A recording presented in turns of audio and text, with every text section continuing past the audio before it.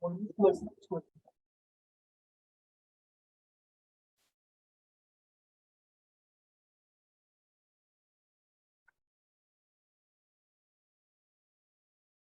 pues buenos días a todos los que estáis aquí presencialmente en la sede de ACABE y también todos los que estáis conectados virtualmente. Ya hay bastantes personas, tanto física como virtualmente, con lo cual vamos a empezar la sesión de hoy y ya cuando se vayan uniendo, pues otros compañeros nos irán siguiendo.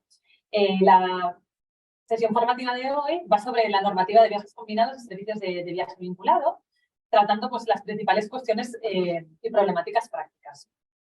Es una normativa que, como sabéis, la versión actual, gran parte de la versión actual está vigente desde el 28 de diciembre del año 2018, o sea, prepandemia, con la transposición de la directiva de viajes combinados del año 2015, pero luego hay una parte, que es la que veremos al final, de reparto de responsabilidades cuando hay una agencia minorista y organizadora distintas. Esa parte es más reciente.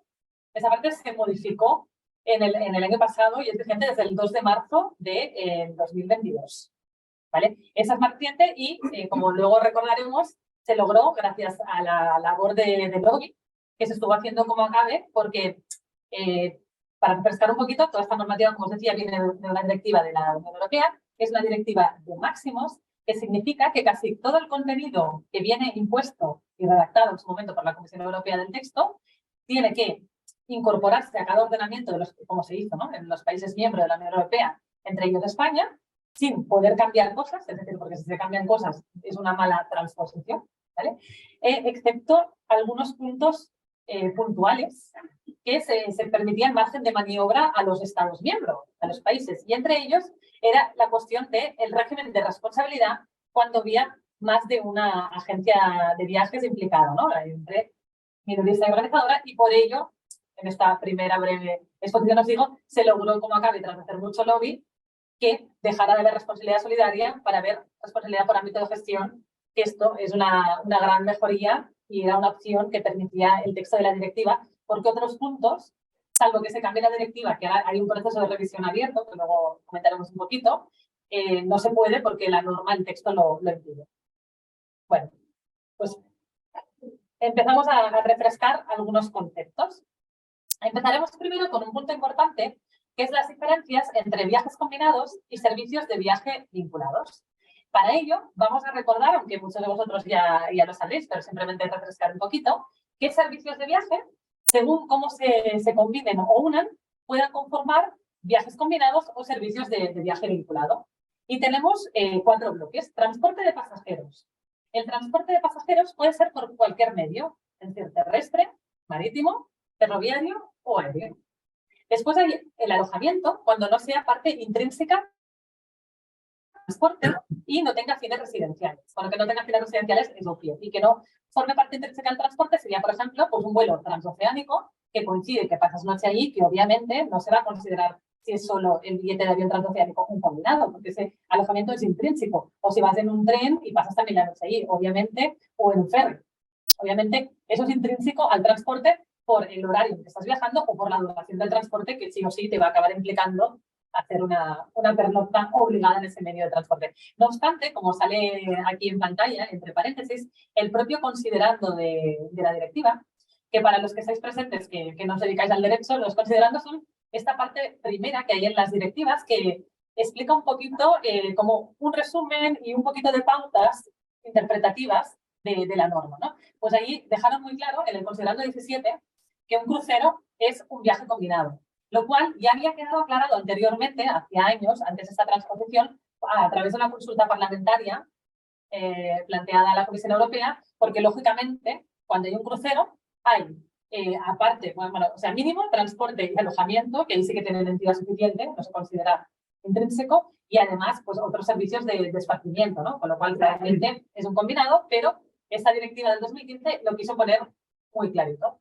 Después, otro de los bloques a combinar, pues alquiler de turismos y otros vehículos de motor, así como alquiler de motocicletas si requieren el permiso de conducir. Ahí está, acotación. Y luego viene el cajón desastre, que es cualquier otro servicio turístico que no forme parte integrante de los anteriores. Aquí empezamos con algunos conceptos jurídicos indeterminados, es decir, ambiguos, ¿no? Que no forme parte integrante. Bueno, pues aquí os pondré algún ejemplo, pero lógicamente hay casos que se tienen que analizar. Por ejemplo, pues evidentemente si se está comercializando como agencia de viajes un alojamiento y en ese alojamiento, por ejemplo, hay un régimen de pensión completa o de media pensión, ese régimen alimenticio se considera parte integrante del servicio de alojamiento y por lo tanto no sería otro servicio. Pero en cambio, si se estuviera vendiendo un alojamiento, ¿vale? Más luego una cena o una comida en un restaurante de estrella Michelin que está evidentemente pues, fuera de ese alojamiento, eso sí que lógicamente sería otro servicio turístico que no forma parte integrante, lógicamente, del alojamiento. Otro ejemplo podría ser pues que en esta venta del alojamiento incluya también acceso al spa. ¿Vale? Pues está en el propio establecimiento, es como accesorio, intrínseco, mientras que diferente sería pues vender ese alojamiento con luego una entrada para ir a Caldea en Andorra. Lógicamente ahí sí que generaría, en este caso, pues un combinado, ¿vale? Esos son algunos ejemplos para que entendáis un poquito a qué se refiere. Importante que para constituir viaje combinado, la combinación de estos bloques de servicios, que debe haber como mínimo 2 de estos bloques, debe pasar de 24 horas o incluir una noche de estancia, ¿vale? Es decir, que aunque pase menos de 24 horas, si pasas noche, una noche y una cata de vinos, ¿vale? Aunque el check-in y check-out del hotel y acabar la actividad sea menos de 24 horas, es un combinado, ¿vale? Y, por ejemplo, podría haber ejemplos sin pernocta, pues si se están vendiendo unos vuelos ida y vuelta y una entrada a un partido de fútbol que pasa más de, por ejemplo, un Barça-Madrid, hacemos un derbi importante, ¿no? En que hay más de 24 horas entre el vuelo, de la salida, ¿no? del vuelo y el retorno a domicilio, por ejemplo. En cambio, si se comercializan las excursiones, que también es una actividad habitual de venta pues, de agencias de viajes, ¿no? Por ejemplo, pues, agencias receptivas o, bueno, pues igual, o emisora en un punto dado, también puedes vender solo una excursión. Y es una combinación de servicios, aunque tenga diversos de estos bloques que no pase de 24 horas, incluye pernocta, no va a configurar un viaje combinado y, por lo tanto, toda la normativa que hoy recordaremos y veremos no sería aplicable, ¿vale? Eso es importante tenerlo en cuenta. Lo cual, por ejemplo, también, yo recuerdo que uno de los servicios que se llevan en ACABE precisamente es perseguir el intrusismo profesional, pues desde hace unos años, que ya es solo, digamos, una actividad regulada, por lo que sea, el viaje combinado o el servicio ahora de viaje vinculado, lo que sea, pues venta de solo servicios sueltos o excursiones de menos de 24 horas, los puede comercializar cualquiera. Entonces, es decir, que el espectro, pues ya desde hace años ha quedado más reducido de lo que está acotado solo para hacer, bueno, pues con la agencia de viajes con la preceptiva garantía pues, de viajes combinados o también garantía de servicios de viaje vinculado si se hacen servicios de viaje vinculado. Pues seguimos. Ahora veremos excepciones a la aplicación de esta normativa. Hay unas excepciones comunes, tanto en viaje combinado como servicio de viaje vinculado, y una solo propia de viaje combinado que ahora veremos. De comunes, si un servicio de viaje de los 3 primeros bloques, es decir, un servicio de transporte o un servicio de alojamiento o un servicio de alquiler de vehículos, se combina con otro servicio turístico no intrínseco de dicho servicio, es decir, con ese cajón desastre, que ese cajón desastre puede ser, hemos visto el ejemplo de que podría ser un spa externo, podría ser una comida, puede ser un guía, una visita, etcétera, ¿vale? No será viaje combinado, dice la normativa, si este otro servicio turístico no representa parte significativa del viaje. Y entonces, dice la propia norma, cuando se produce esa circunstancia de no representar una parte significativa del viaje. Pues bien, si el otro servicio, es decir, este otro servicio turístico que no forma parte intrínseco del anterior, representa menos numéricamente del 25% del importe total del precio sumados los dos, ¿vale? Pero muy importante porque esto se puede dar relativamente a menudo. Ahora que estamos, por ejemplo, dando la formación aquí desde Cataluña, que se viste esa portaventura, pues, por ejemplo, depende de cómo, a lo mejor, pues, si tú vendes solo un alojamiento conjuntamente con la entrada de portaventura, depende del momento y depende del alojamiento, pues pueda ser menos del 25% total de la combinación la parte de las entradas. Ya te digo, depende del día también, que los precios van fluctuando, ¿vale? Pero se tiene que dar también otro requisito, son cumulativos, que es que no se anuncie como característica esencial del viaje ni lo constituya. Claro, si tú dices, escápate a Portaventura, evidentemente, por mucho que las entradas valgan menos del 25% de sumar ese alojamiento con la entrada, evidentemente se está anunciando como tal. O a veces hay otras combinaciones que evidentemente también lo constituyen, aunque no se anuncien tan expresamente, porque el elemento diferencial es precisamente ese otro servicio que tenga un coste pues, inferior al 25% del total. Por eso digo yo que esta excepción es muy bonita en el papel, pero es bastante difícil de aplicar en la práctica. ¿Vale?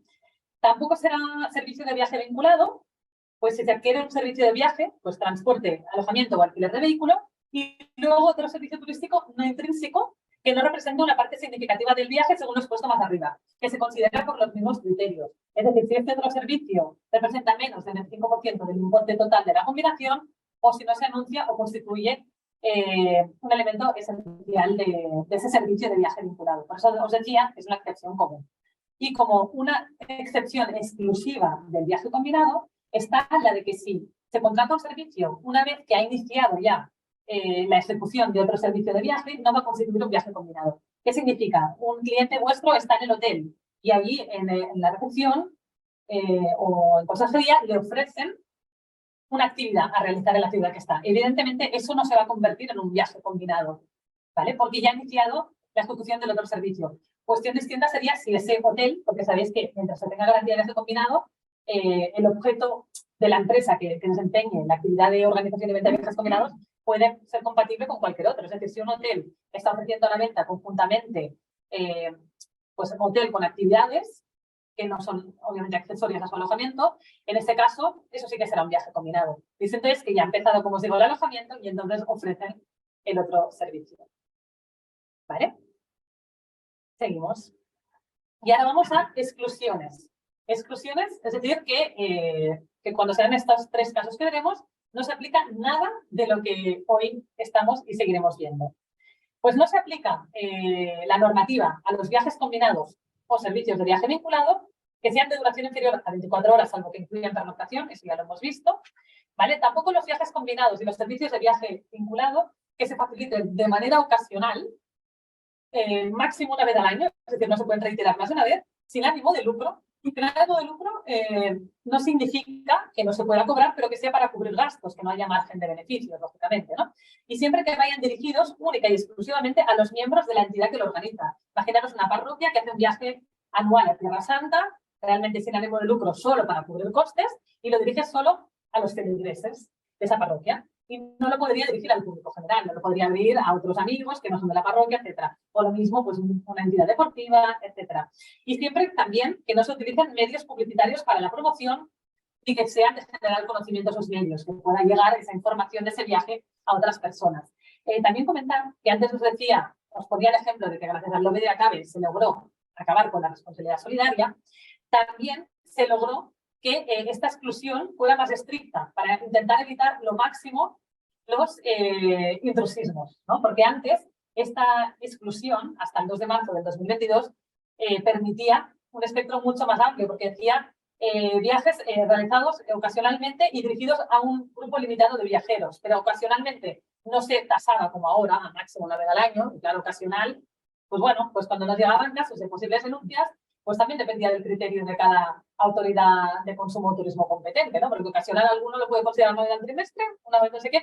Ya luchamos para que quedara muy claro que máximo una vez al año y también el grupo limitado de viajeros podría aparecer un criterio cuantitativo y no tanto dirigido como se logró a los miembros que conformen la entidad que organiza. Con lo cual, ahí se acotó y precisamente en defensa de que la competencia es muy sana, pero la competencia leal, ¿no? Evidentemente no competencia desleal. Entonces se logró acotar este espectro para que, si no, pues tengan que hacerse, obviamente, estos viajes, organizarse y o venderse por agencias de viajes con sus garantías y cumpliendo toda la normativa de viajes combinados.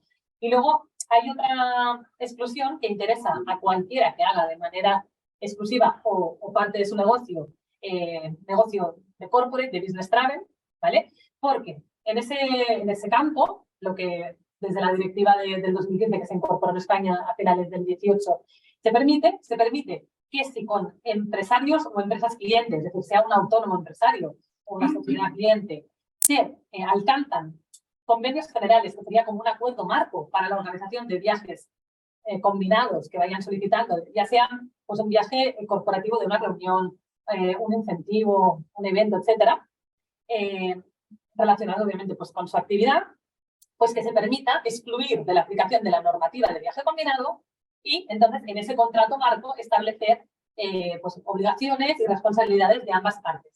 Muy importante que si no hay este convenio general para la organización de viajes, donde quede claro que estos viajes de negocio pues bueno, van a quedar excluidos de la normativa de viajes combinados, sí que aplicaría la normativa de viajes combinados. Es decir, no por ser corporativo automáticamente estás excluido.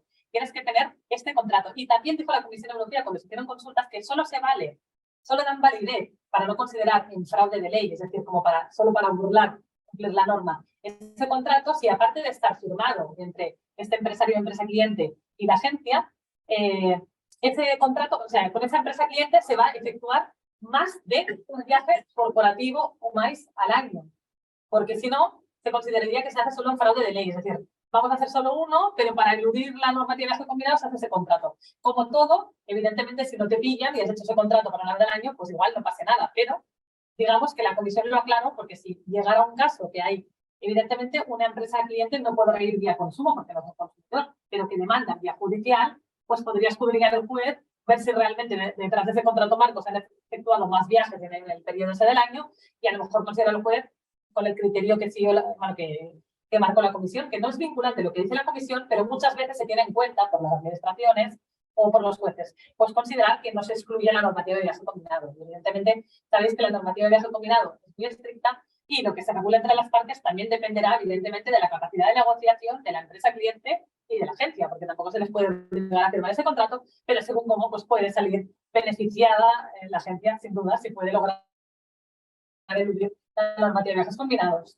¿Vale? Y este es un servicio también que desde ACADE pues, os ayudamos en caso de que queráis ir por esta línea, ¿no? Para intentar evitar la aplicación en caso de viajes corporativos. Bueno, y ahora veremos algunos ejemplos, ¿vale? En práctico de viaje combinado o servicio de viaje vinculado, algunos ejemplos prácticos. Pues viaje combinado puede ser pues, un viaje de catálogo físico o virtual. Una oferta puntual de un viaje combinado sea publicada en el sitio web, sea publicada en un escaparate de una agencia con presencia física, ¿vale? También, evidentemente, un viaje a medida, es decir, no hace falta que esté ya prefabricado ese paquete para ser un viaje combinado, ya sea online o offline. Sí, antes de comprometerse a pagar, pues se van seleccionando servicios, evidentemente eso va a ser un viaje combinado. Por ejemplo, pues aquí se pone el ejemplo de un online, por ejemplo, si permitiera el sitio web seleccionar un vuelo, llevar a la cesta de la compra, pero aún no comprometerte a pagar, o sea, tenerlo ahí y seguir comprando en el sitio web y llevar otro servicio, ¿vale? Otro bloque de servicio, porque si coges diversos transportes, no harán combinado, ni diversos hoteles, ¿vale? Pero cogieras el hotel y antes de comprometerte a pagar, has elegido los dos, pues cuando te comprometes al pago, porque no es necesario que se pague todo anticipadamente, pues ya es un viaje combinado, ¿vale? Y, por ejemplo, en caja regalo, sería en caja regalo que tengan dos bloques de servicios en la misma caja. Que evidentemente, si te regalan una caja que hay un bloque de alojamientos, un bloque de actividades, cuando te la regalan no hay nada. Hay una posibilidad bastante amplia de combinaciones. Pero en el momento que para unas mismas fechas se va a reservar pues, el alojamiento y esa actividad, eso va a constituir el viaje combinado. ¿Y quién será el organizador del viaje combinado? Esta ya la respondo yo de pregunta. Pues será el que ha emitido esa caja. ¿Vale? La empresa que emite la caja. ¿Quién será el minorista? Quien lo haya vendido. ¿Vale? Por eso, quien haya vendido cajas de ese tipo, si lo vendiera, pues, por decir algo, pues imaginaos que si el FLAC, no digo que lo haga, pero en el caso que el FLAC o cualquier tienda vendiera, solo podría hacerlo ese tipo de cajas si tiene la garantía de viaje combinado. Porque, como decíamos, hoy en día es compatible la actividad de agencias de viajes con cualquier otra, mientras se tenga la garantía de viajes combinados y se cumpla con el resto de requisitos que marca la normativa. ¿Vale?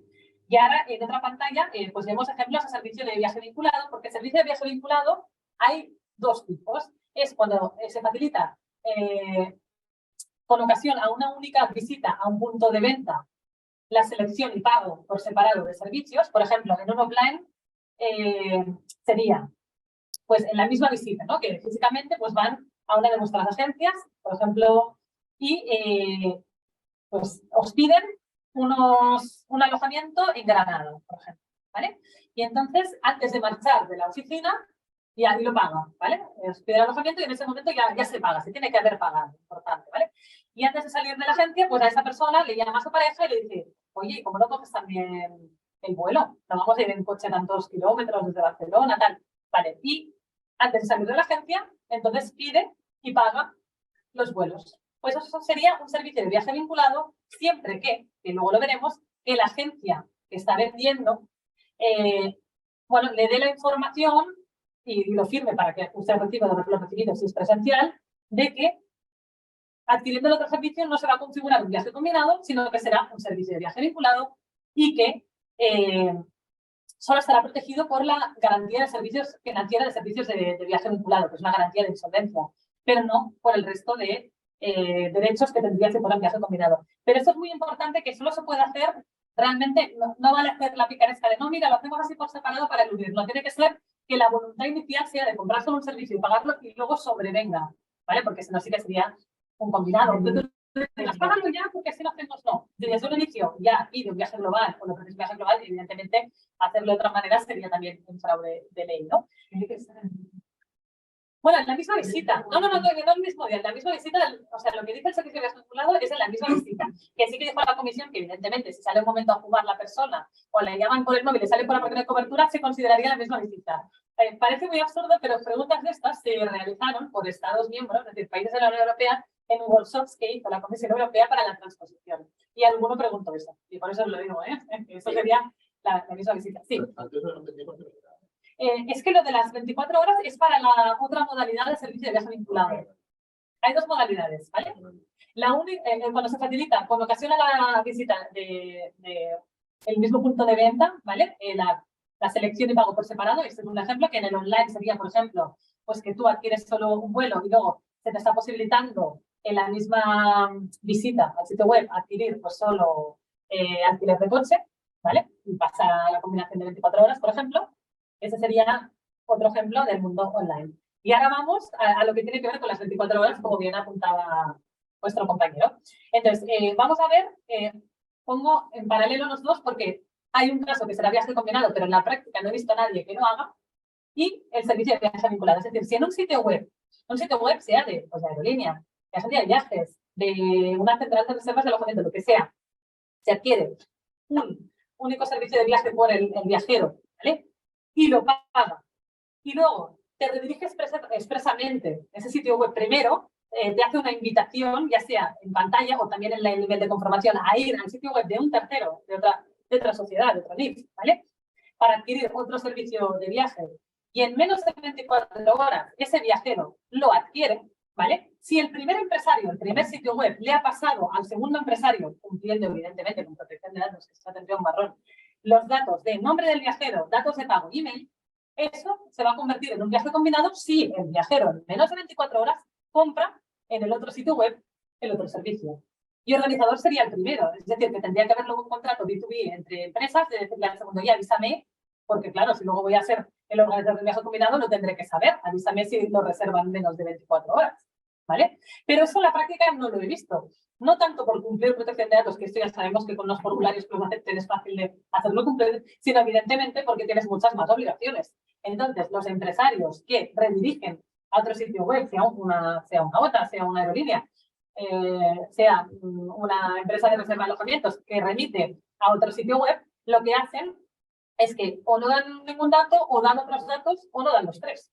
Porque si no das estos tres, aunque lo reserven en menos de 24 horas, es un servicio de viaje vinculado, un viaje combinado, que tiene muchas menos obligaciones, como ahora veremos.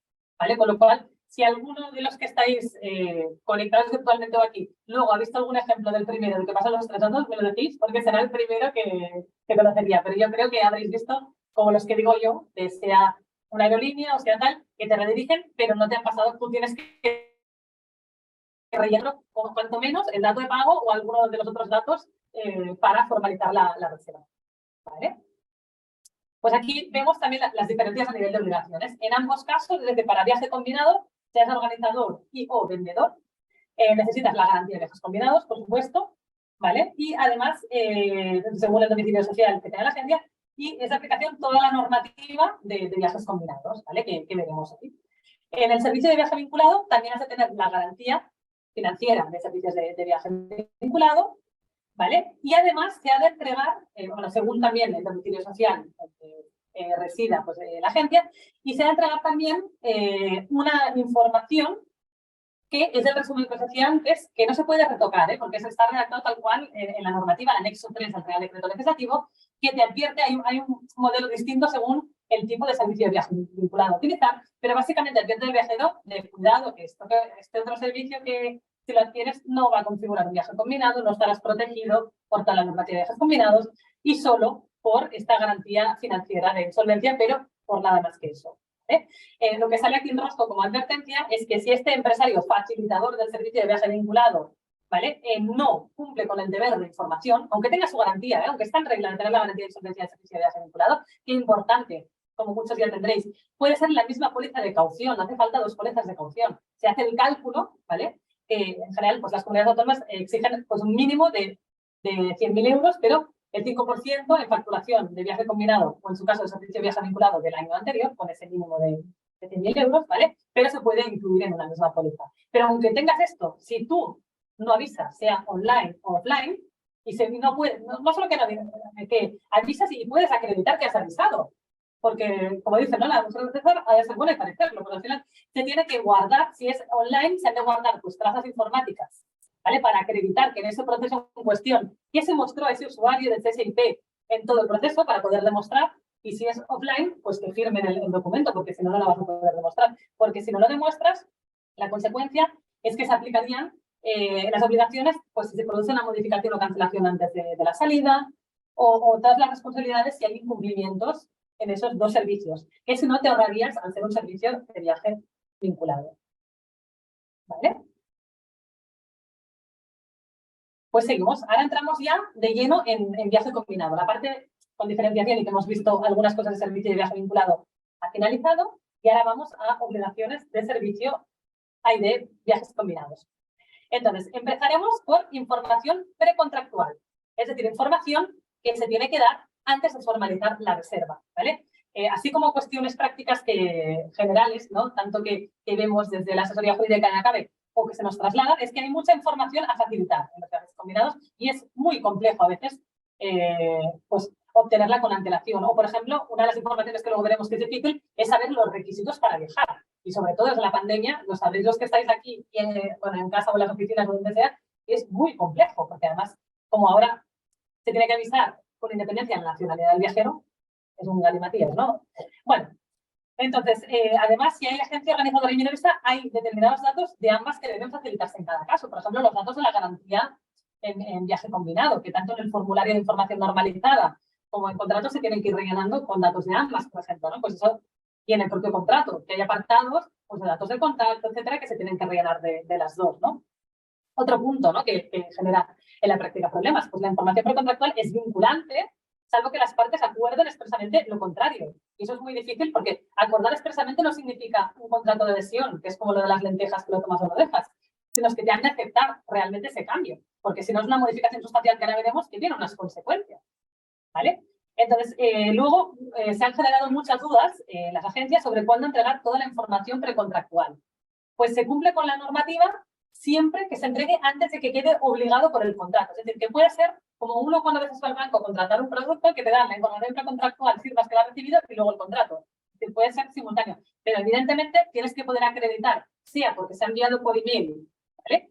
O sea porque te firman un recibido de información, que por eso tenemos el modelo para cuando se entrega físicamente la ACABE, ¿no? Que muchos lo tenéis, si no nos lo podéis pedir, ¿vale? Para demostrarlo, porque si es offline, claro, si no te lo han firmado, es palabra contra palabra y la normativa de consumidores dice que la carga de probar que se ha informado recae en la agencia, ¿vale? Y si es, virtualmente, claro, si es un proceso de compra online, pues las trazas informáticas, y si es por intercambio de correos electrónicos o WhatsApp o lo que sea, tal. De todas maneras, por ejemplo, aunque he mencionado WhatsApp, que a veces se usan u otros mecanismos, sí que de normal, a veces dan fallos las copias de seguridad, etcétera. Es mejor si todo este tema del viaje combinado se hace por correo electrónico, que normalmente los servidores son más buenos y es más fácil de conservar pues todo el registro. Os lo comento porque algunas gente a veces con el tema del WhatsApp luego han tenido algún problema, ¿vale? O sea, no es que no sea válido si se puede guardar esa información, pero a veces da más dificultades en la práctica. Entonces, ahora recordamos un poquito toda la información precontractual que se tiene que dar. Pues hay unos formularios de información normalizada que se usa uno u otro según el caso. Y eso también tenemos nosotros el modelo que yo entiendo que ya todos vosotros disponéis y si no, repito, nos lo podéis solicitar. Que ese texto no se puede alterar, es decir, está redactado en la norma y no se puede cambiar de una coma. Es así que viene a ser un resumen de los derechos que tienen esos viajeros en el viaje combinado. ¿Vale? Y luego tienen que aparecer las principales características de los servicios. Destinos, itinerario, periodos de estancia con fecha y si procede, pues número de pernoctas, ¿no? También los medios, características y categoría de transporte, los puntos, fechas y hora de salida, si hay conexiones, si hay paradas técnicas. Y si no se sabe la hora exacta, por ejemplo, en un vuelo charter, se permite indicar hora aproximada de salida y regreso. Pero cuidado, que hora aproximada, que me decía hace tiempo, bueno, cuando salió la nueva normativa, algunos me preguntaban, ¿que le puedo dar 12 horas? Digo, no, eso no sería una hora aproximada. Puede ser razonable dar un margen de 3-4 horas de diferencia, pero no decir desde las 001 hasta las 23:59. Evidentemente, eso no podría considerarse una hora aproximada. ¿Vale? Después, ubicación, principales características y si la hay, categoría del alojamiento. Es muy importante que lo que dice la normativa es que se tiene que dar la categoría oficial, si la hay, del país de destino. Cuidado con dar categorías aproximadas, que se tiende a hacer, porque a veces eso genera un problema con consumo. Porque si, por ejemplo, se pone categoría 4 estrellas por criterio de la agencia que lo equipara con lo que podría ser aquí y tal, pero no existe categoría general del país, luego puede dar problemas en la práctica por expectativas y porque el consumo considera que se ha dado una información incorrecta porque no existe categoría en ese país, entonces no se pone, se dice las prestaciones y ya está, ¿vale? Las comidas servidas, porque puede incluir o no, y eso es relevante, ¿no? Visitas, excursiones u otros servicios incluidos en el precio. Y si no queda claro que es un viaje en grupo, pues se va a tener que aclarar, porque no es lo mismo que se imagina que se ve con su pareja de viaje que luego encontrarse con otra gente ahí, ¿vale? Entonces, tiene que quedar claro. Entonces, el idioma de la prestación de aquellos servicios que sea relevante entender para poder disfrutarlos. Por ejemplo, había habido problemas en el pasado, pues gente que reclamaba si iba en un crucero y no sabía que a bordo la mayoría de actividades iban a ser en inglés, porque no todo el mundo sabe inglés. Entonces, cuanto menos esa información precontractual se tiene que dar. Si esa persona, aunque no sepa inglés, le da igual no entender la actividad, o bien sí que sabe, pues perfecto. Pero si no, sería un problema si no lo habéis informado y luego vuelve del crucero y dices que no he entendido de la mesa a la mitad, solo los que iban ahí con su cartelito de español, pero todo lo demás no he podido disfrutarlo, ¿no? Porque los musicales, hay gente, es lógico, le gusta entender, hay gente que igual solo de la parte visual y artística ya lo disfruta, pero hay gente que quiere entender lo que están diciendo y también tiene sentido, ¿no? Bueno, entonces esto es un punto importante, o puede ser, por ejemplo, determinados países asiáticos o africanos que a lo mejor pues no hay muchos guías disponibles de habla hispana, con lo cual se tiene que saber, ¿no? Que las visitas, por ejemplo, en Nepal, un momento, pues serían con guía de habla inglesa. Entonces, bueno, sabiendo eso, decidirá la persona si hace o no ese viaje, ¿no? Y a petición del viajero, eso sí que te lo han de decir expresamente, ¿vale? Porque además por protección de datos tampoco se lo podrías preguntar. Información idónea sobre su caso sí te dice que es una persona de movilidad reducida, que eso es lo de las siglas de PMR. Muy importante que persona de movilidad reducida no significa solo, como la gente suele creer, de ir en silla de ruedas. Es mucho más amplio que eso. Es cualquier persona que por una necesidad física, psíquica o sensorial tiene limitada de manera permanente o temporal sus capacidades. Hace unos años, cuando daba las primeras formaciones, cuando se cambió la normativa, me acuerdo que una agencia asociada en ese momento me trasladó una problemática que tuvo en un viaje en grupo, que de repente en una actividad, bueno, que además eran de turismo activo, y que era un grupo de sordomudos, y no les habían avisado. Pues imaginaros la complejidad de poder hacer un barranquismo así, ¿no? Bueno, me refiero que, pues igual esas personas pensaban que no tenían movilidad reducida. Pero bueno, me refiero a que la movilidad reducida no es solo, pues lo que digo, ir con una pierna rota y con muletas. De hecho, se considera hasta personas de tercera edad solo por el hecho de que pueden tener un poquito una movilidad más lenta, o una persona que esté embarazada, también se consideran categorías de personas de movilidad reducida, es decir, que es muy amplio.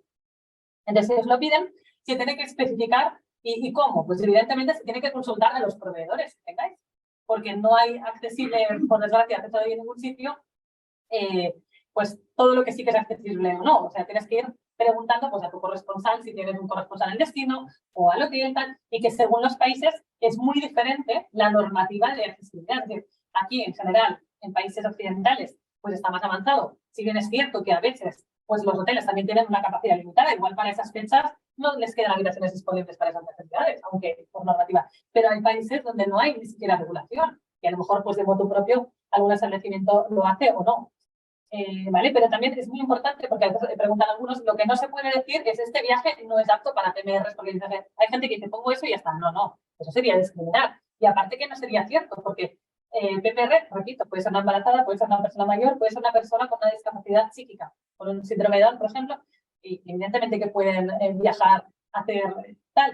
E incluso una persona que vaya con silla de ruedas, pues no es verdad que no va a ser apto para ningún viaje, ni mucho menos. Es decir, que se tiene que ver caso por caso y muy importante no poner frases genéricas, porque algunos lo dicen para simplificar, evidentemente no de mala fe, porque evidentemente se estaría discriminando y también podría tener consecuencias graves si os demandan unas grandes indemnizaciones o si fueran también en vía de consumo, ¿no? También se tiene que dar el nombre comercial y dirección del organizador y en su caso de minorista, si lo hay, más teléfono y email. Ya hay la información precontractual. ¿Vale? El precio total, esto es muy importante porque esto muchas veces en las ofertas, para sonar más atractivo, pues a veces vemos que hay alguna oferta que no suma las tasas aeroportuarias o no suma unas propinas que son obligatorias en un crucero. Cuidado, porque la normativa, y de hecho cuando hay inspecciones de consumo, que alguna agencia, pues lamentablemente alguna vez ha tenido alguna inspección, lo miran mucho el tema de que tiene que estar todo sumado. Desde el primer precio que se muestra de información precontractual ha de estar todo sumado. Otra cosa es que luego desgloses el importe de las tasas y la fecha de cálculo, porque precisamente por variación en tasas aeroportuarias o portuarias es uno de los puntos que te permite la normativa cambiar el precio siempre que sea hasta los 20 días previos a la salida, que luego veremos, ¿no? Y luego también se tiene que informar de modalidades de pago y el calendario de pago, ¿no? Pues qué tanto por ciento se paga anticipado, cómo se paga el resto, etcétera. Si es un viaje en grupo que requiere un número mínimo de participantes, desde un inicio se tiene que saber y también avisar la fecha límite en que se les va a avisar que si no se llega a ese mínimo, esa salida no está garantizada. Se tiene que conocer. Luego, lo que os decía antes, esto tan complejo, ¿no? De informar de todos los requisitos para viajar a nivel documental y sanitario, sea cual sea la nacionalidad. Claro, esto, por ejemplo, para los que venden puramente online, lo que es importante es que haya, pues en condiciones o en algún apartado, que ponga un aviso, pues si se ponen condiciones del viaje combinado para nacionalidad española y un aviso pues en pantalla que se vea bien y que se pueda acreditar que se ha mostrado en ese proceso de reserva con trazas, de que si dispone de una nacionalidad distinta, antes de hacer la reserva, avise a la agencia online para que le pueda indicar sus requisitos, porque igual está reservando con muy poco margen, necesita un visado y es que es inviable que lo obtengan, por ejemplo. Podría ser. O, por ejemplo, limitaciones que pueda haber ahora para viajes a Estados Unidos si has viajado desde determinada fecha a Cuba. Claro, me refiero que al final tienes que informar de tantas cosas que es muy complicado y cuando evidentemente se tiene que intentar hacer y bueno, para españoles es más fácil en cuanto que se miran recomendaciones de viaje del MAE, y ahí se encuentra. Para otras nacionalidades se va a tener que consultar o bien al consulado o embajada de la nacionalidad de ese viajero o bien al consulado o embajada del país de destino. Cualquiera de los dos va a tener esa información. ¿Vale? ¿Qué pasa si alguna vez por un error involuntario os equivocáis, no informáis, etcétera? Pues en general eso tiene cobertura por la póliza de responsabilidad civil como error profesional. Los perjuicios que se generan a un tercero, a tu cliente, porque a lo mejor llega al aeropuerto, tenía que tener un visado y la agencia no le ha avisado. O a veces pasa que le dejan llegar al destino, pero le repatrian. Bueno, en cualquiera de los dos casos, por ejemplo, ¿vale? Entonces, también la indicación de que el viajero puede cancelar antes de la salida pagando una penalización adecuada o penalización tipo del organizador, que luego veremos, ¿no? Pues que se tiene que advertir de qué consecuencias cuando tú cancelas voluntariamente, evidentemente, que no te va a salir gratis, porque si tú no avisas de eso, pues no podrías cobrar nada si no sabe que va a haber una política por cancelar anticipadamente. ¿Vale? Luego, información, el seguro, muy importante. Hay, como digo yo, una leyenda urbana del sector del seguro de inclusión. Ya digo la palabra inclusión, pero ese seguro de inclusión es que no es legal, os comento. Lo que dice la normativa es, y ha dicho siempre, porque luego me dicen, no, la anterior, no, tampoco. Ni la de versión del 2007, ni la del 95, que yo no había ni ido a la universidad, pero no lo diré, tampoco lo decía. La obligación es de ofrecer la posibilidad de contratar un seguro de asistencia y o anulación de viaje. Pero nunca se puede obligar a pagar por el seguro, porque el seguro es facultativo, es opcional. Muy importante, si está preclicado o incluido en un precio, ¿vale? Eso sería multable también. Es decir, otra cosa es si por política comercial porque quiere la agencia, quiere regalarlo como regale una maleta o un portadocumentos, pero entonces no se puede poner incluido en el precio. Incluido en el precio significa que está pagando por ello. Y la normativa te dice que es el viajero quien debe decidir. Tú le tienes que ofrecer la posibilidad de contratar y el viajero decidirá si lo quiere o no lo quiere. Y cuando esa información precontractual se informa sobre el seguro, se tienen que informar también pues, del resumen de garantías, lógicamente, de condiciones particulares y condiciones generales y demostrar que se ha entregado. ¿Vale? ¿Por qué? Porque las condiciones generales es donde sale, bueno, la letra pequeña, a ver, que ahora por normativa de medir todo al mínimo 2,5 milímetros, hago la broma, pero me refiero las exclusiones de que si hay una preexistencia, de que si, por ejemplo, determinadas actividades de turismo activo puedan estar excluidas de un seguro de asistencia, etcétera, ¿vale? Y luego, evidentemente, toda la información que se exija por normativa de protección de datos, pero que esto aplicaría también para otro tipo de actividades. Y como os decía, quien ha de probar que ha informado es el empresario, en este caso, la agencia de viajes. Por eso es tan importante que esté todo documentado, sea correo electrónico o otro medio escrito, pero repito que es más fiable normalmente correo electrónico. Si es físico, puede hacer firmar, ¿vale? Y si es online, pues las trazas informáticas, que ya sé que es costoso y ocupan mucho espacio en el cloud, porque, es decir, yo como digo muchas veces, a veces me toca hacer un poquito el poli malo de que digo cosas que no gustan mucho oír, pero claro, tengo que advertir de lo que marca la normativa y cómo también se está aplicando, ¿no? Y que a veces pues piden pruebas, pues en un juicio o en una vía administrativa de que se ha informado de algo. Y claro, si tú haces una simulación de un nuevo proceso de reserva, por ejemplo, en la online, no te va a valer, porque dirá, muy bien, esta es una simulación, pero ese día con ese cliente, ¿qué le informó? Porque esta simulación de ahora no me acredita que en ese momento estuviera informada esa cláusula o esa información, ¿no?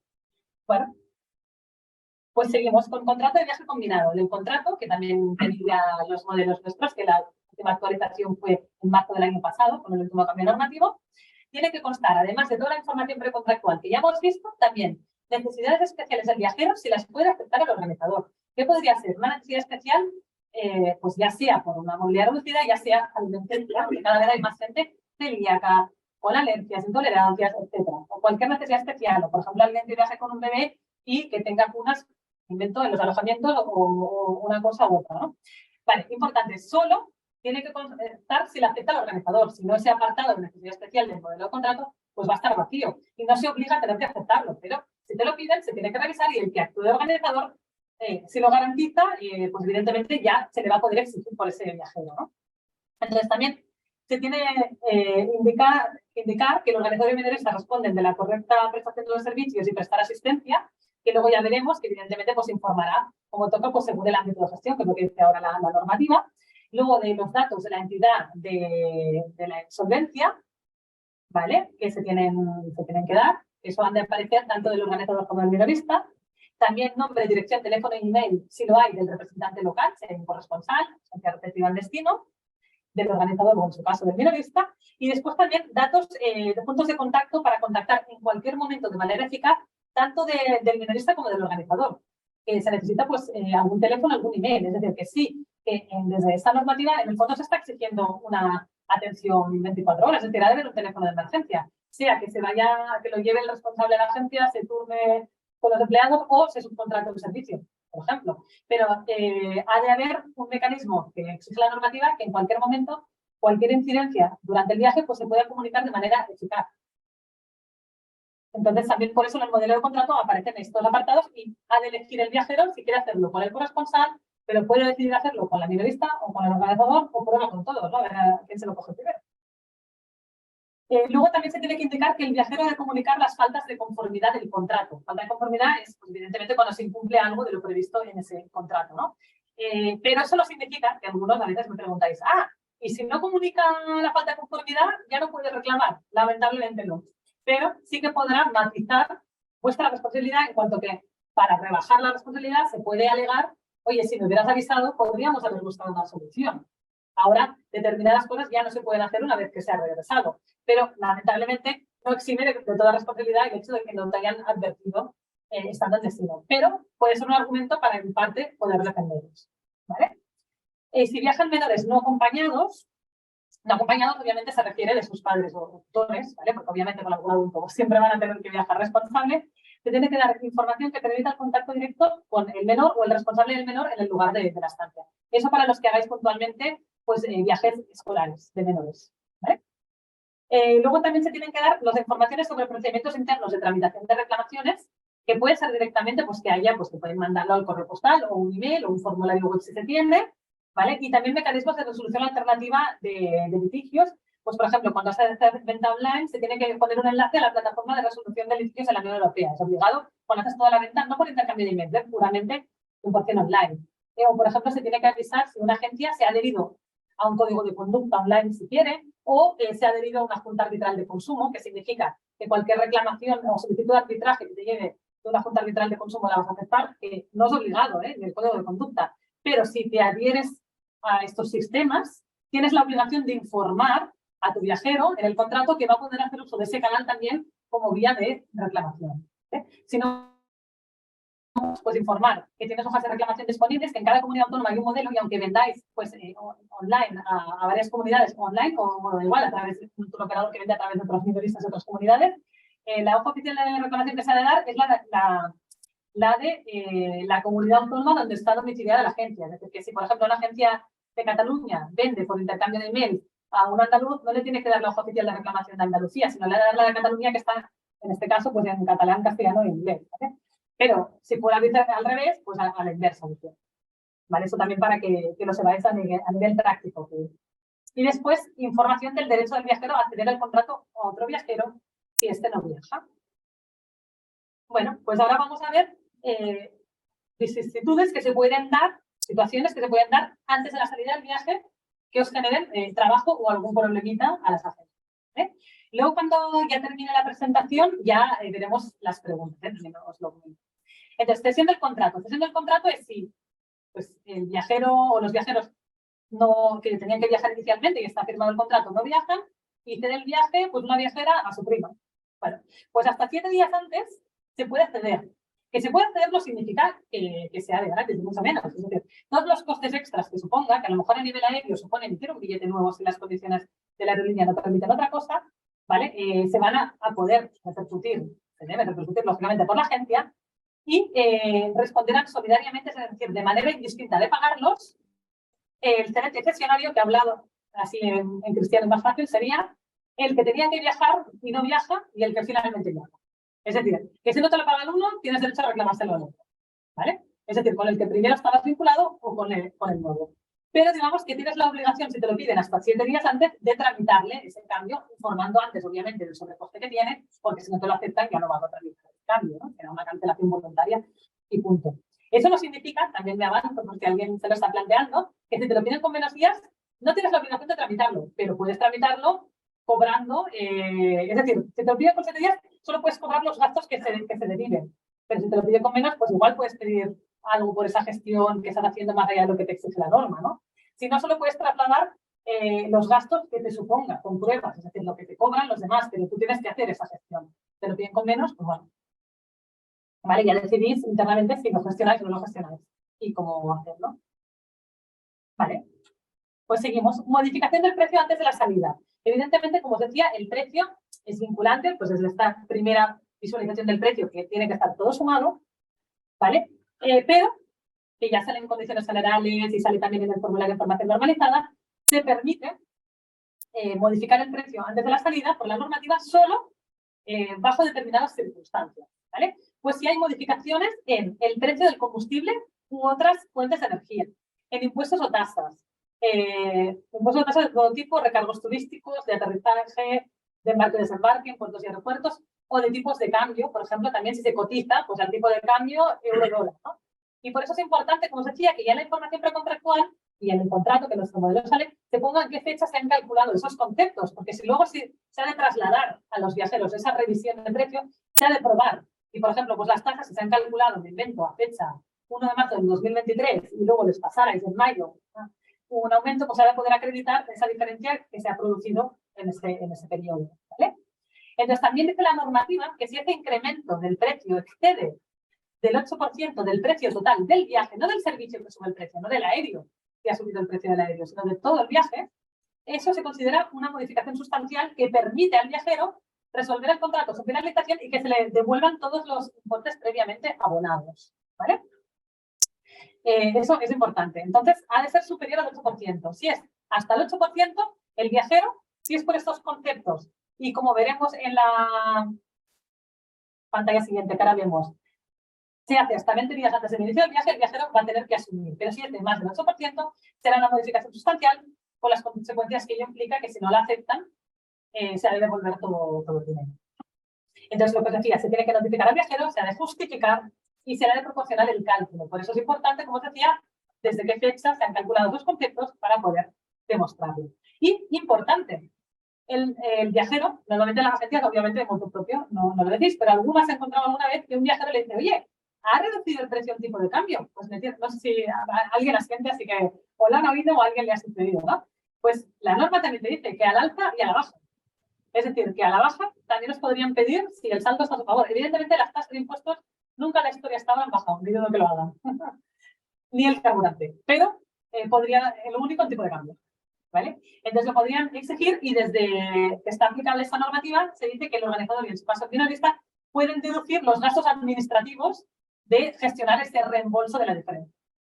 ¿Vale? Es decir, esa parte sí que se podría cobrar. Pero bueno, por suerte, la mayoría de viajeros o no son muy conscientes de ese derecho o tampoco es muy habitual que haya esas variaciones a la baja. Pero bueno, tenéis que saberlo. ¿Vale? Alteración de otras cláusulas del contrato. Pues el organizador dice la normativa que no puede modificar unilateralmente el contrato, salvo el precio, como en los casos que hemos visto, excepto si se ha reservado el derecho a un contrato, el cambio es insignificante, pero es que insignificante casi es no cambiar nada. O el propio organizador informa al viajero de forma...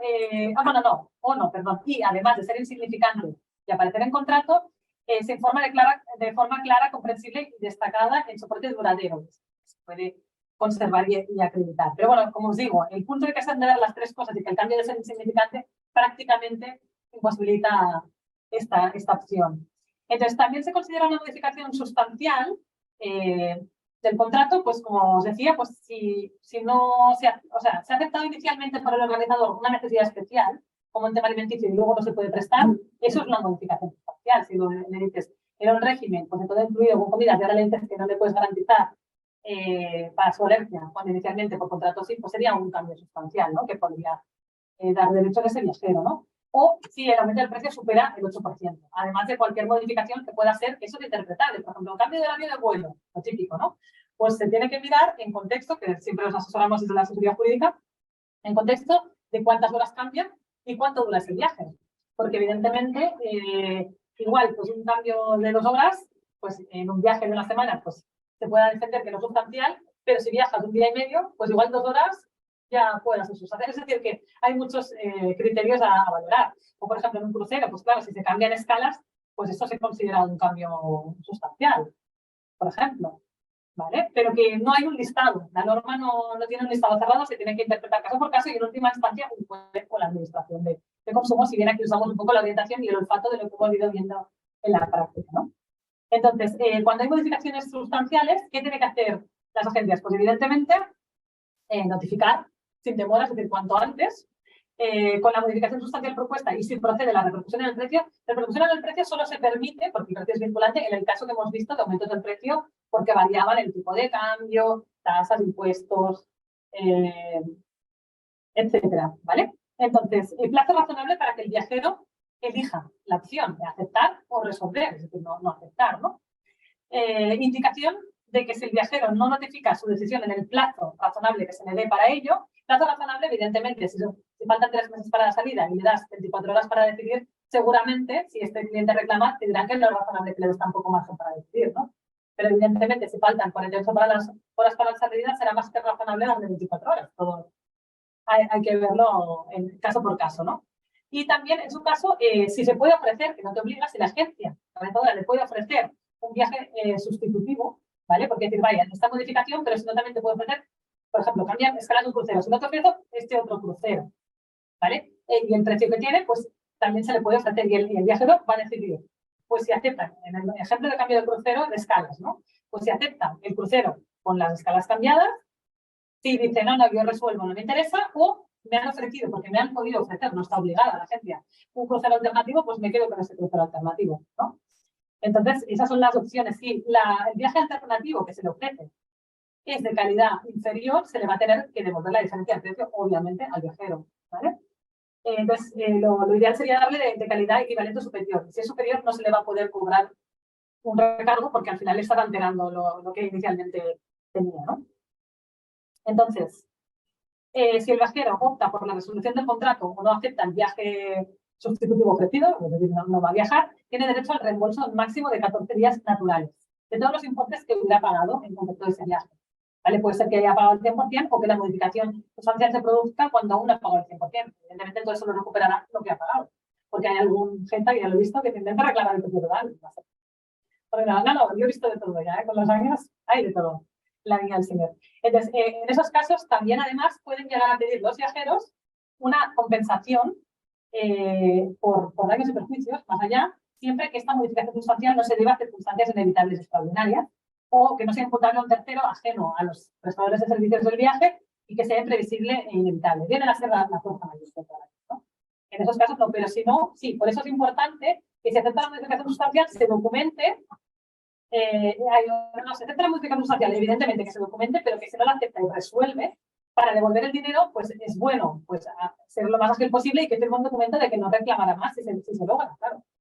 Pero en derecho podría reclamar, por ejemplo, si sale el vuelo desde Madrid y él tenía un vuelo que se había contratado Málaga-Madrid, estoy inventando, pues podría intentar reclamarlo si la causa de la modificación sustancial no ha sido extraordinaria, porque debe ser un perjuicio que me habéis alterado el viaje y no tengo la obligación de aceptarlo y me habéis generado ese perjuicio sin que se haya modificado el viaje por fuerza mayor. Por operativa se ha cambiado algo del viaje, porque el proveedor ha hecho un overbooking, por ejemplo. Pues claro, esto no es una fuerza mayor, tal, ¿vale? Pero si no, si se puede ser ágil, pues muchas veces se logra que solo con la devolución ya no reclamen más, ¿no? Vale, luego cancelación del viaje antes de la salida, en este caso por la agencia organizadora. Pues puede pasar que la agencia organizadora cancele antes de la salida, puede ser por razones operativas o puede ser por que en este caso, si es operativo, porque no le interesa, pues lógicamente va a tener que para que devolver aparte del dinero máximo de 2 días, pues se puede pedir una compensación por ese viajero, lógicamente, pero no va a tener derecho el viajero a pedir compensación si se cancela el viaje por circunstancias extraordinarias inevitables, como pasó con el COVID, que se tenían que cancelar por el organizador muchos viajes, o puede pasar por un desastre natural en el destino, etcétera, ¿vale? O porque el MAEC recomienda no viajar porque hay un riesgo muy alto, pues sí, de meteorología o de terrorismo en ese país, etcétera, ¿vale? O bien porque no se llega al número mínimo, si desde un inicio ese viajero sabía que ese viaje en grupo estaba sujeto a un número mínimo de participantes y se le preavisa con el plazo que se había informado desde un inicio y dice la normativa que como tarde se le va a tener que avisar el viaje con más de 6 días de duración, como tarde 20 días antes del inicio, se le tiene que informar si se le cancela el viaje y que no lo va a poder realizar cuando llegar al mínimo. Si es un viaje entre 2 y 6 días de duración, se le va a informar como tarde 7 días antes de la salida y en viajes de menos de 2 días de duración, 48 horas como tarde. Se puede informar que no se realiza el viaje por no llegar al número mínimo de viajeros. ¿Vale? Y ahora veremos que puede ser el viajero el que decida no viajar, lógicamente, ¿vale? No existen, como en la anterior normativa, conceptos de gastos de gestión, de anulación y penalización a tanto avanzado. Que antes había, pues según los días que faltaban, una penalización, ¿vale? Que faltaban de no sé qué días a la salida, unos tantos por ciento, y luego, pues gastos de gestión, gastos de anulación. Con la normativa actual cambió radicalmente el enfoque. ¿Y ahora qué se permite? Pues bueno, se permite dos modalidades de informar de qué se le puede cobrar a ese viajero, ¿vale? Una es especificar una penalización tipo contrato por contrato, no en condiciones generales, dice la ley contrato por contrato. Esa penalización tipo pues, sería un escalado, ¿no? Pues, por ejemplo, porcentual, que basado en la antelación en la que cancele respecto a la fecha de salida, pues varíen esos baremos. Y dice la norma que tiene que ir alineado con el ahorro de costes si no viajan, es decir, lo que te devuelvan, no te cobren o te ahorres si no viajas el viajero, ¿vale? Y también tiene que ir alineado con los ingresos que esperes de poder recolocar plazas, que eso solo se define en un viaje en grupo, que tengas previsión de poder recolocar una plaza. En un viaje en privado, evidentemente, no vas a recolocar una plaza, ¿vale? Porque si no, ya estaríamos en el escenario de cesión de viaje, ¿no? Si uno cambia de pareja y, bueno, pues viene el otro, bueno, entonces sería la cesión del viaje, ya no estaríamos hablando de esto, ¿no? Aquí se habla de recolocar pues, con otras personas que sería viable en un viaje en grupo. Que es difícil a veces esto de hacer esos cálculos anticipados, si no la normativa también te permite no fijar un escalado en contrato y poner, como ponemos nosotros la otra opción del modelo de contrato, pues que se calculará en ese momento y entonces la penalización será igual al precio del viaje menos el ahorro de costes y los ingresos derivados de utilizar alternativamente el viaje. Es decir, en ese momento ya se podrá hacer el cálculo de lo que te vas a ahorrar por no viajar y de en ese momento saber que recolocas, por ejemplo, la plaza y entonces si recolocas la plaza le deberías devolver lo que recuperes con esa nueva venta, ¿no?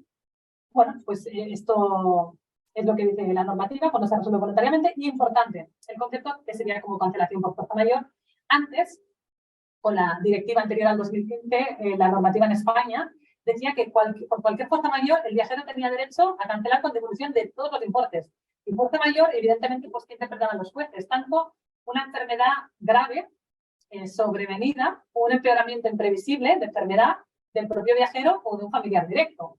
O podía ser, pues también, evidentemente, también circunstancias del destino, como ahora sigue siendo, pero sobre todo muchas cosas que pudieran recaer en la propia persona del viajero, es decir, fuerzas mayores personales. Se logró con el lobby de ACABE también a través de Europa que no se prevea que por cualquier fuerza mayor tenga que hacer derecho a devolver todo, porque uno de los argumentos que se usó es que para algo existen los seguros de anulación, que hay la obligación de ofrecerlos y luego el viajero decide si asume o no el riesgo. Es decir, si un viajero no quiere contratar un seguro de gastos de anulación por fuerza mayor personal, pues también es bajo su criterio, ¿no? Luego asumir ese riesgo, ¿no? Entonces se logró y ahora solo dice la normativa que se tiene que devolver todos los importes previamente abonados si por circunstancias extraordinarias, inevitables en el destino o en las inmediaciones que afectan de forma significativa al viaje, se decide cancelar por ese viajero. Que sería, pues, por ejemplo, pues hay un terremoto en destino para esas fechas, lógicamente, que si no ha cancelado el organizador, que normalmente lo hará, pero el viajero podría cancelar por ello. O, por ejemplo, pues recomendación del MAEC de no realizar viajes, excepto viajes esenciales, cuando falten pocos días para la salida y haya sobrevenido esa recomendación, ¿vale? Porque ha sobrevenido ese riesgo. Importante que todas las devoluciones que se tengan que hacer, igual que cuando cancelaba el organizador, cuando la voluntad de cancelación del viajero, pues ha de devolver en máximo de 14 días naturales, que es la resolución del contrato, ¿vale? También. Entonces, el derecho de desistimiento en contratos celebrados fuera del establecimiento. Muy importante, no se refiere a contrato online, es decir, no contrato vía web o por intercambio de emails. Fuera del establecimiento son aquellos contratos, por ejemplo, que se realicen en una feria, pero que se finalice la venta ahí, ¿no? Son los aquí te pillo, aquí te mato, que digo yo, ¿no? O, por ejemplo, que fueran en cualquier lugar fuera de una oficina física o virtual de la agencia, o sea, fuera de la web de la agencia o fuera tal. O que si se inician presencialmente entre el viajero y algún representante de la agencia.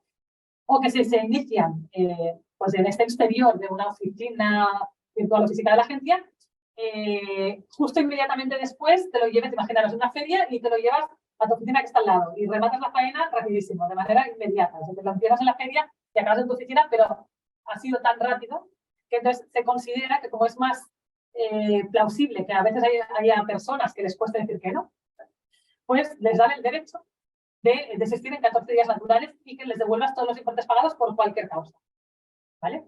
Pero bueno, en el resto de ventas no sucede eso. Entonces, hay que valorar como agencia qué se hace, ¿no? Una de dos, si te puedes cubrir de que no te van a pasar gastos en ese tipo de ventas en 14 días, pues bien, si asumes ese riesgo, pues también bien, ¿no? Y si no, pues igual comercializar de tal manera evitando esta obligación por si alguien te exige ejercer el derecho de desistimiento, porque en el resto de casos se aplicaría la resolución voluntaria que hemos visto, con sus penalizaciones que toquen, ¿vale? Excepto si es por circunstancias extraordinarias o inevitables en el destino, en las inmediaciones que afecten al viaje, en cuyo caso sí que se tiene que devolver todo, ¿vale? Y ahora, ya por fin, un viaje que empieza, ¿no? Porque hasta ahora estamos viendo todo de problemas que se podrían producir. Entonces, una vez iniciado el viaje, claro, lo ideal es que vaya todo bien, pero a veces se pueden producir incumplimientos. Entonces, ahora vemos qué obligaciones hay. Evidentemente, si hay un incumplimiento, una falta de conformidad del contrato, se va a tener que subsanar, se va a tener que arreglar, ¿no? por la agencia organizadora, excepto si es imposible, evidentemente, sale la India, el Taj Mahal, de repente, de un día para otro lo cierran, pues lo sentimos mucho, pero no se puede hacer nada, ¿no? Otra cosa es que se supiera anticipado, que ahí sí que os podrían achacar no saberlo, ¿no? Vale, o si el coste es desproporcionado respecto a la gravedad del incumplimiento y el valor de los servicios afectados, ¿no? Pues he pedido unas almohadas especiales a alguien, un cliente muy VIP y no están, pues puede ser desproporcionado cambiárselas, ¿vale? Para el valor del servicio afectado. ¿Qué problemática hay en la práctica, ¿no? Una de las problemáticas, que en los casos anteriores, el incumplimiento, si el incumplimiento no se subsana porque se niega al organizador, que normalmente el organizador no se niega, si no es imposible, lógicamente, pero si se negara, o lo más peligroso, se requiere solución inmediata o no lo subsana en un plazo razonable marcado por el viajero se puede buscar la solución y luego darte el ticket de factura, devuélvelo. ¿Vale? Solución inmediata, un ejemplo. Pues si llega, por ejemplo, una familia a Estambul a las 12:30 de la noche y les han hecho overbooking. Pues igual, y van a lo mejor pues, con niños pequeños, pero igual van a requerir una solución inmediata y puede ser razonable que si con tanta facilidad no se la dé, se lo busque. Otra cosa luego sí será razonable lo que se busca. Que habiendo más opciones se van a un 5 estrellas al lujo, cuando van a un 3. Evidentemente tampoco va a ser razonable, ¿no? Y luego, lo más peligroso aquí, pero el límite es un plazo razonable, es cuando se subsana, no se subsana, perdón, en un plazo razonable marcado por el viajero. Es peligroso que la norma deje al viajero marcar el plazo, pero la salvaguarda es que sea razonable. Si el overbooking se produce a las 12 del mediodía y dice a la agencia, o me la arreglas en una hora, me busco un hotel, no es razonable. Si se produce a las 8 de la tarde y le das 2 horas, pues puede ser razonable. Que eso no son soluciones. Me refiero a que esto hay que verlo caso por caso. Pero bueno, en principio, un punto de la nueva normativa que no nos gusta ni como acaba de las agencias es el tema de que le den la opción al viajero de marcar ese plan.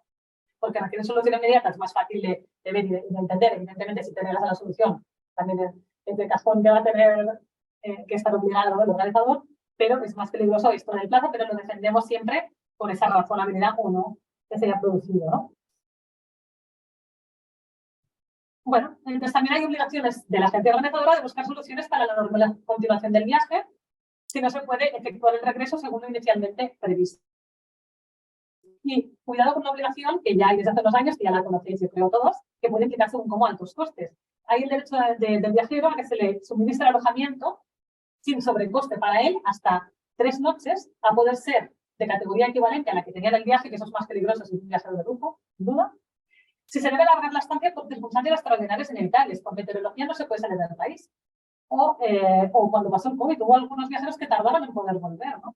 Entonces, además dice que si la normativa de transporte de regreso prevé asistencia en un mayor periodo, por ejemplo, cuando aplica el reglamento de derechos de pasajeros aéreos, que en un vuelo de fuera de la Unión Europea a la Unión Europea, si lo opera una compañía comunitaria, aplica, o bien también en cualquier vuelo opere que salga de un país de la Unión Europea, en este caso, las noches a pagar serían limitadas hasta el regreso, pero hay la suerte que en ese caso el reglamento de la Unión Europea obliga a la aerolínea, con lo cual aquí como agencias apretar a la aerolínea, exigir su derecho y si no nos lo decidís para que os ayudemos.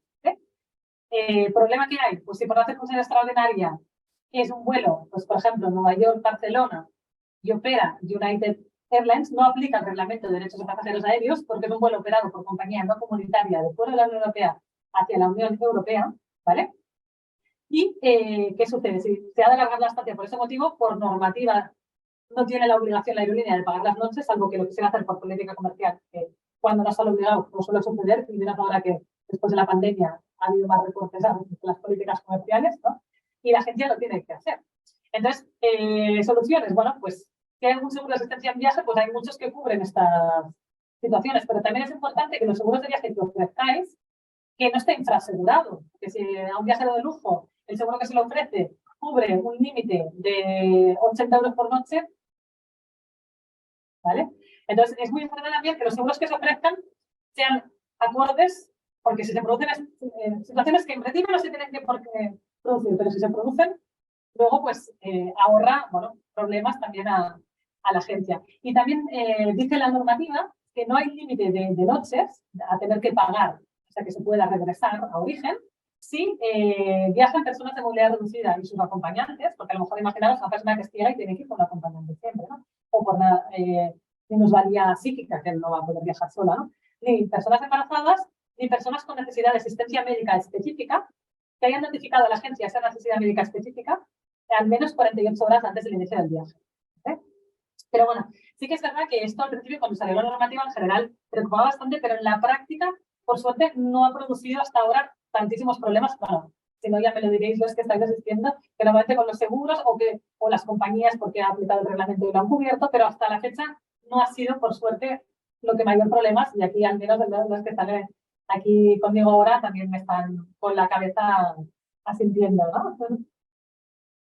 Bueno, Entonces, también es importante que el viajero tendrá derecho a compensación por los daños y perjuicios que se lo generen por falta de conformidad del contrato, es decir, por incumplimiento. Si esta falta de conformidad, excepto si la falta de conformidad se debe al propio viajero. Imaginaros una excursión en un viaje en grupo y que no baja de la habitación, se le llama de recepción, se espera un rato y no hay manera. Evidentemente no va a poder reclamar que no puede hacer la excursión. Otra cosa es que se le hubiera informado erróneamente del lugar de recogida y por culpa de eso y llama al teléfono y nadie le atiende, pues ahí sí que podría reclamar, ¿no? O tampoco, pues si sean por fuerzas mayores, que es lo que sean circunstancias inevitables extraordinarias o imputables a un tercero ajeno a la prestación de los servicios, que sea imprevisible e inevitable. ¿Vale? Importante, también a nivel de compensaciones, pues permite la normativa, que de hecho nuestro modelo de condiciones generales sale, que si no hay un convenio internacional que aplique, porque si hay un convenio internacional aplicable que dice la compensación máxima, se va a tener que aplicar esa compensación máxima. Máxima nunca es automática, pero es la máxima que podría llegar un juez llegar a condenar por esa circunstancia, pues cuando no hay convenio internacional aplicable que regule ese incumplimiento, ¿vale? Se puede limitar la compensación como máximo al triple del precio del viaje. No significa que por daños morales se le tenga que dar y perjuicios automáticamente al triple, pero como máximo, ¿no? Que no se puede dar más siempre que no se produzca un daño corporal, porque evidentemente no se podría limitar a eso, ¿vale? O perjuicios causados por intención o negligencia de la agencia, que entonces no te permiten limitar por contrato esta responsabilidad máxima, que repito, no automática. Y por suerte es verdad que en el sistema español, a diferencia del anglosajón, es mucho más razonable en general el criterio que aplican los jueces que, por ejemplo, pueda ser en Estados Unidos o UK, que a veces hacen unas compensaciones muy exageradas, bueno, claro, muy buenas cuando uno es el consumidor, muy malas cuando uno es el empresario. ¿Vale? Entonces, ahora vamos, por último, al régimen de responsabilidad entre agencias de viajes. Hasta la modificación introducida con la Ley 4/2022 de 25 de febrero del año pasado, la responsabilidad entre agencia minorista y organizadora era solidaria. ¿Vale? Actualmente, después, como decía, es una de las acciones que más lo hubiese ido por acá y se acabó consiguiendo porque la directiva daba ese margen de maniobra, ¿no? Que cada país elegía si la responsabilidad era solidaria o por ámbito de gestión. Lamentablemente, cuando se transpuso, se puso solidaria porque ya en el texto anterior del 2007 ya le había pasado el gobierno español a ser solidaria, pero se logró el año pasado que fuera por ámbito de gestión. Pero eso no significa, como vemos aquí, dice la norma, que el viajero puede dirigir la reclamación, cualquier reclamación, a cualquiera de las dos agencias, ¿vale? Lo que pasa es que, por ejemplo, a la agencia que se lo dirija, esta le va a tener que informar sobre el régimen de responsabilidad, que de hecho en un contrato ya se informa, que es por ámbito de gestión, etcétera. Deberá tramitar la reclamación directamente, si le compete a su ámbito de gestión. Por ejemplo, una minorista, pues la información que le dio no fue adecuada y fue un error de la minorista, pues lógicamente lo va a tener que tramitar directamente o por remisión por ámbito de gestión. Si es un tema de un cumplimiento de un servicio, y si lo pasa a la minorista, lo pasará al organizador. Y ese minorista, en ese caso, tiene que informar de la evolución de la reclamación al viajero, aunque no le competa su ámbito de gestión. ¿Vale? Porque si no gestionas la reclamación y sigues estos pasos, dice la norma que la consecuencia es que responde solidariamente. Está claro que esto que estamos viendo ahora no afectará cuando la propia agencia se lo dice y se lo come, es decir, que es vendedora y organizadora, porque las dos funciones recaen en la misma. Eso solo aplica cuando una agencia vende y otra organiza, ¿vale? Y entonces recae, dice la norma, la prueba, ¿no? En el minorista organizador de demostrar que se ha gestionado diligentemente la reclamación, ¿vale? Y se ha seguido estos pasos de informar del ámbito de gestión, trasladar a quien toque y hacer el seguimiento, ¿vale? Y que se ha de hacer de manera inmediata desde que se recibe, porque si no, la penalización es tenerla en la responsabilidad solidaria, con lo cual es muy importante cumplir con esta parte, que es un deber mucho menor que el que existía antes, que era automáticamente cumplir por todos, sin perjuicio de que siempre se ha tenido el derecho de repetición, luego de repetir B2B el uno contra el otro. Pero claro, si el primer golpe ya por ley automáticamente lo tenías que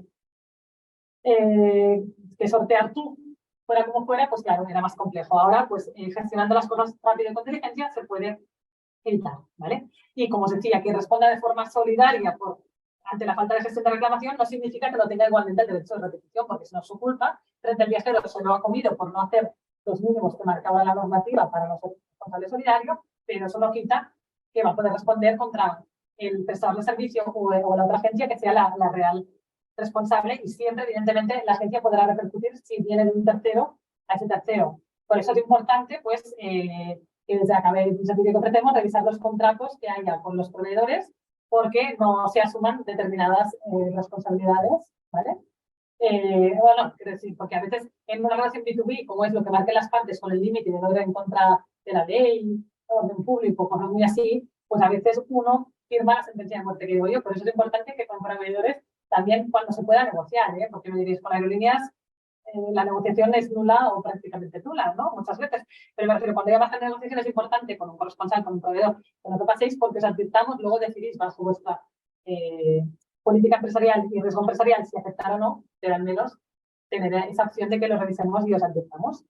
Pues por mi parte ya habría finalizado. Muchas gracias por la atención y ahora pasamos a preguntas. Vamos a hacer primero las preguntas de los que estáis físicamente aquí, si es que las dais, si os parece, y luego pasaríamos a las preguntas de la gente que está virtualmente conectada. Entonces, si hacéis preguntas aquí, lo que haré yo para que lo escuchen es que las voy a repetir para asegurar que lo oyen y luego daré la respuesta. Entonces, os dejo margen para pensar si se os ha ocurrido.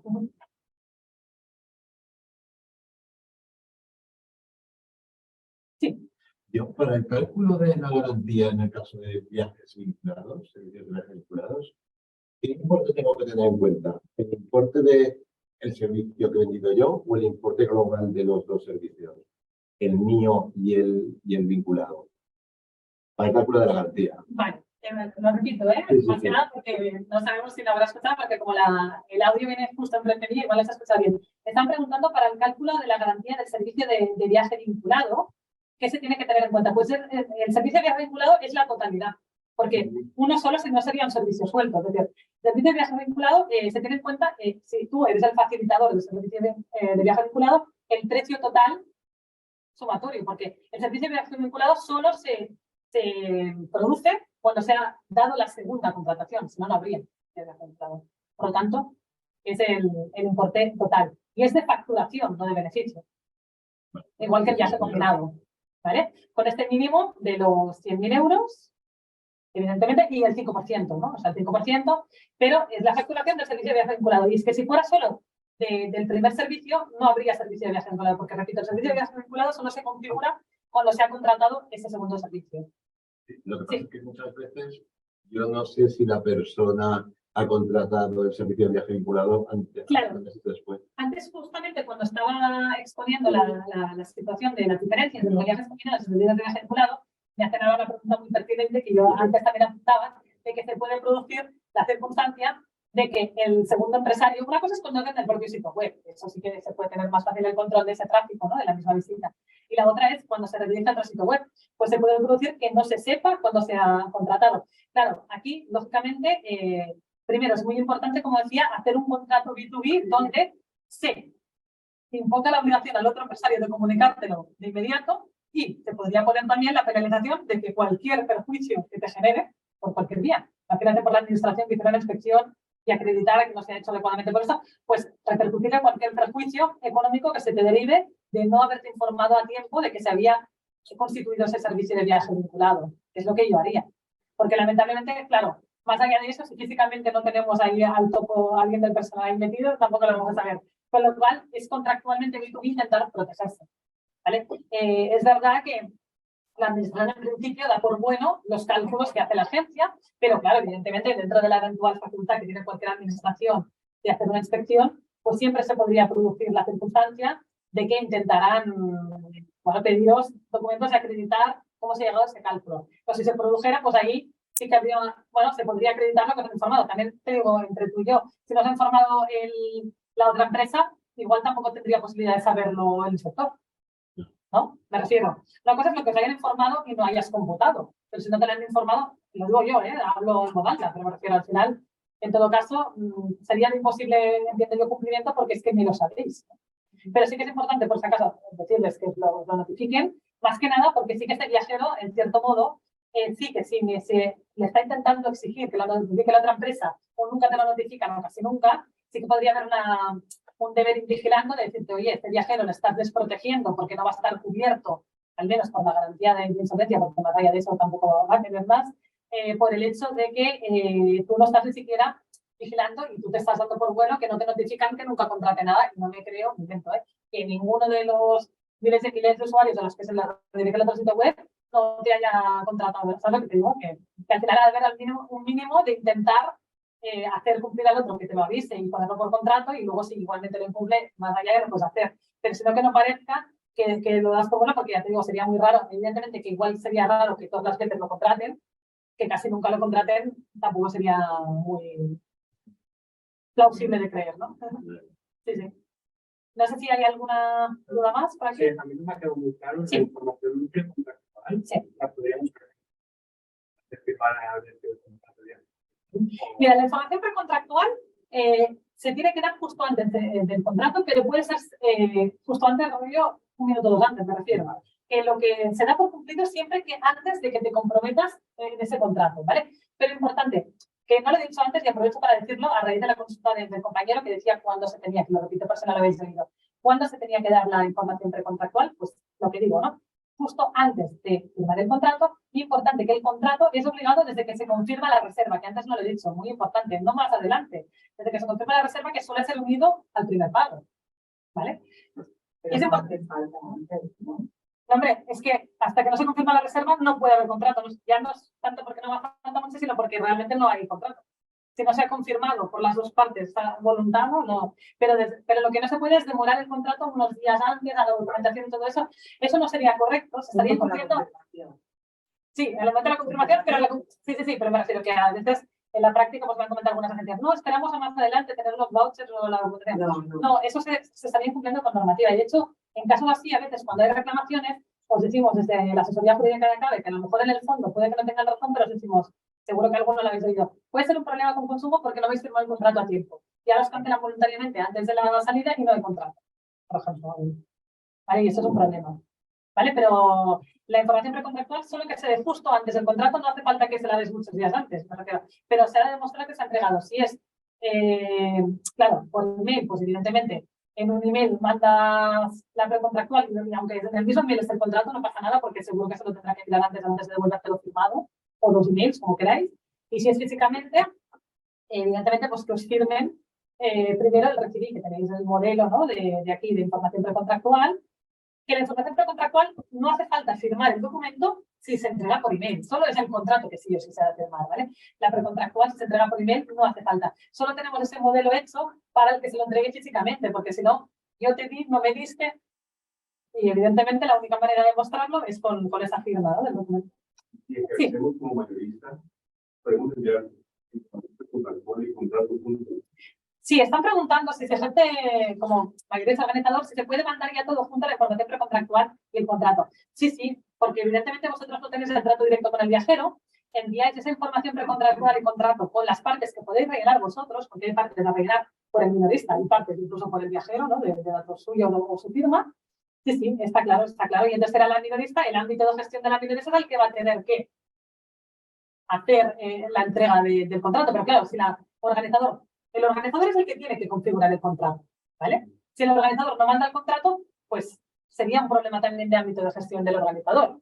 Pero el minorista tendrá la obligación de hacerlo entregar al cliente y firmarlo porque es el que tiene el trato directo. Y el organizador hacer un seguimiento de también ir diciendo, oye, pues tú me lo tienes que pasar firmado, al menos reclamarlo alguna vez. Es decir, que también que no se note tampoco una dejadez. Evidentemente, la obligación última de poder hacerlo firmar es de la minorista, pero el organizador cuanto menos le ha de advertir a la minorista que tiene esa obligación y hacer algún seguimiento de, oye, recuerda tal, no sé qué, para que no parezca que no mando y ya me eximo de todo, ¿no? O sea, para poder luego defender que por tu parte has hecho la labor adecuadamente dentro de tus posibilidades. Pues no sé si aquí hay alguna pregunta más. Creo que no. Vale, pues ahora podríamos pasar a las preguntas desde casa. Hola. Sí, hola Ana. Raquel Mateo formula 3 preguntas. La primera es, según han indicado, hay que demostrar que se han entregado las condiciones generales y particulares del seguro de asistencia, anulación contratado. De este modo, ¿podrían incluirse dentro del contrato de viajes combinados?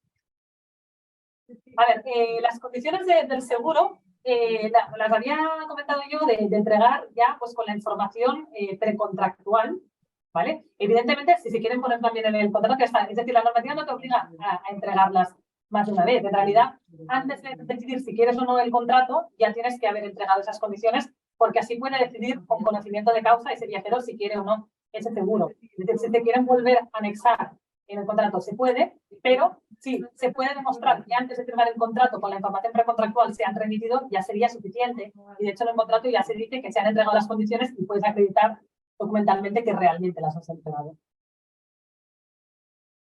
La siguiente es, también has indicado que cuando se produce un cambio sustancial que el cliente no acepta, lo más conveniente es que se firme un documento indicando que recibe la devolución del 100% de viajes y que no va a seguir reclamando. ¿Ese documento lo firma el cliente antes o después de recibir su dinero?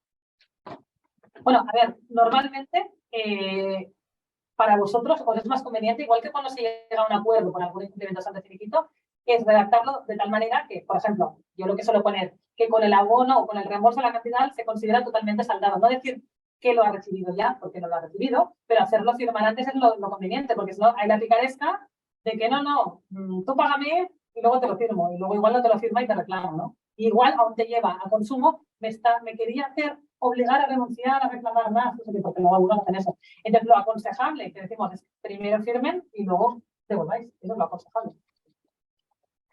La siguiente también de Raquel Mateo. Cuando dices que la falta de gestión de reclamación implicará responder solidariamente con la otra agencia de viajes, significa que si el mayorista, por ejemplo, no contesta la reclamación del cliente, la minorista debe responder ante el cliente y posteriormente ejercer el derecho de repetición contra el mayorista.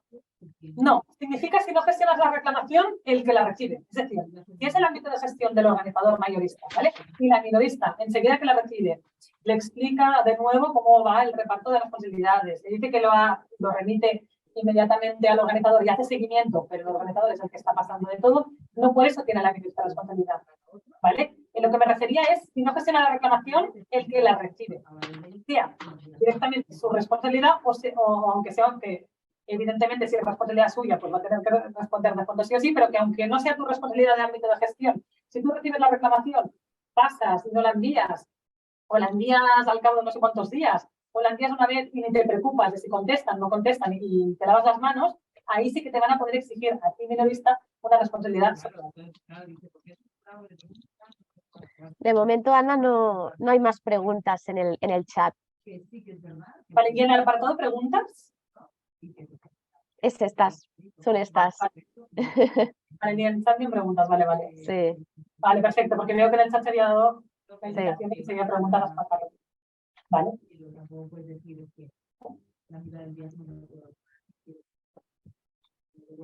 Pues esperamos un poquito a ver si alguien más lo puede. Sí. Y gracias por los agradecimientos.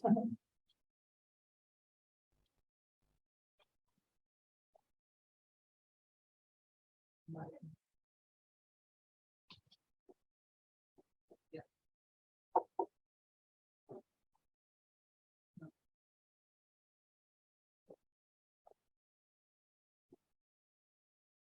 Bueno, parece, yo creo, Laura, que no, de momento no hay más.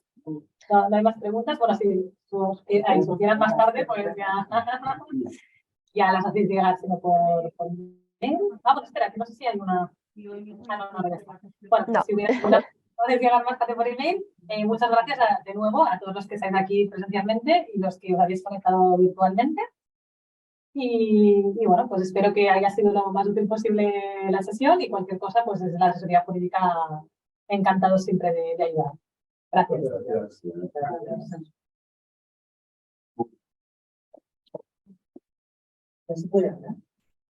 Gracias.